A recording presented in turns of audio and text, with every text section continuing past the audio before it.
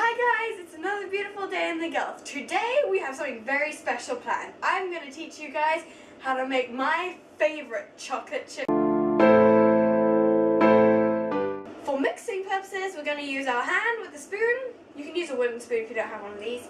And a hand mixer. We don't really want to use a KitchenAid because it'll mix it too much. Okay, let's get started. First, take your butter and your sugar and cream them together.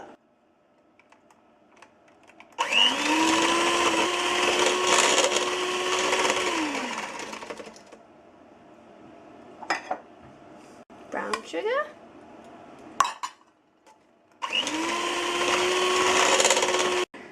Okay, due to the giant rain cloud of sugar and butter that was flying everywhere, I have now used a life hack to stop that. Got a normal paper plate, I poked holes and stuck my little sticks through them. So I'm just going to mix together with this over to stop the splashing. Just keep checking to make sure you're not over mixing it. So this is what your final mixture should look like. Let's move on to the next step. You're going to take your eggs and add them one by one. There we go. Now we whisk. When that is partially mixed through, add your second egg. And whisk again. We're going to add our vanilla. 2 teaspoons of it. The recipe only calls for 1, but you can never have too much vanilla. Now we're just going to hand mix it. We don't want to over mix our mixture, so just a little bit of hand mix. We're going to take our teaspoon of baking soda, and a little trick that I think makes the cookies a lot nicer is to have a teaspoon of warm water and first dissolve them together before you put it into the mixture. So you're going to put the water and the baking soda together and then just stir it. Stir continuously and try to dissolve it a little bit. So stir and stir and stir and stir. Don't stop moving the water, and then you get it out. There we go. Try to get as much of the baking soda out as possible, and then take your teaspoon of salt and add that as well. And mix. So this is our 3 cups of all-purpose flour, and you're just going to gradually add that and mix it with your hand. So I like to add just a little bit in the beginning. Now we're going to add the rest of our flour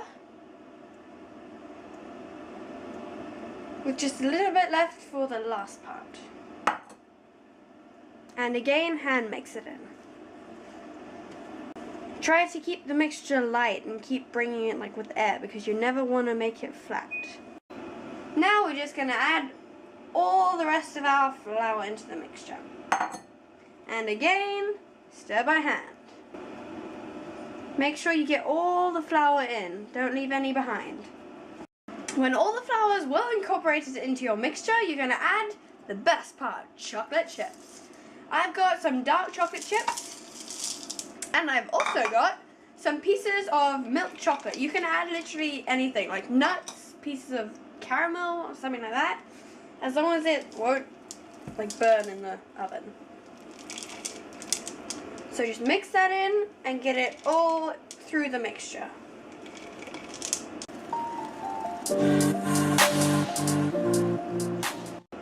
We're just going to keep rolling them out, but I'm just going to stop now and I'm going to preheat my oven. Now we're just going to preheat our oven to 180 degrees Celsius or 350 Fahrenheit. Start.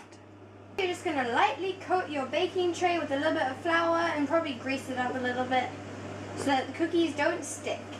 Then we're going to lay out the cookies in a nice pattern, making sure that we leave room between them because they do spread out quite a bit. I'm going to do 6. That should be okay. Now we're just going to have to wait for the oven to finish preheating. While we're waiting, I'm going to make a few more of my cookie dough balls. We're going to put our cookies in the oven for 11 to 12 minutes. Personally, I usually put it on for about 11 minutes and 30 seconds. Oof, that's hot. Try not to let too much heat escape.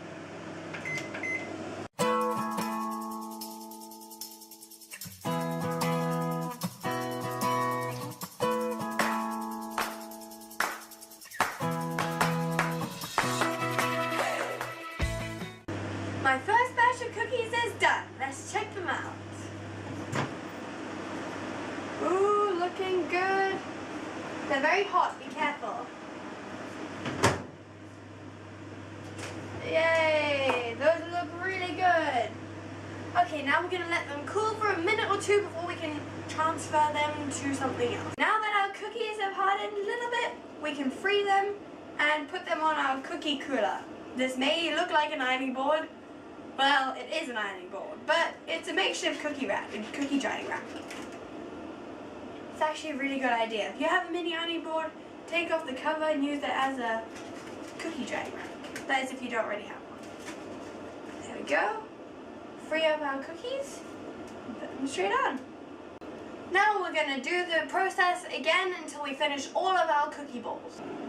Okay, there you have it. We've got our chocolate chip cookies. If you want to know where I got the recipe from, I'll link the website in the description below. Thank you for watching, and don't forget to keep living the dream.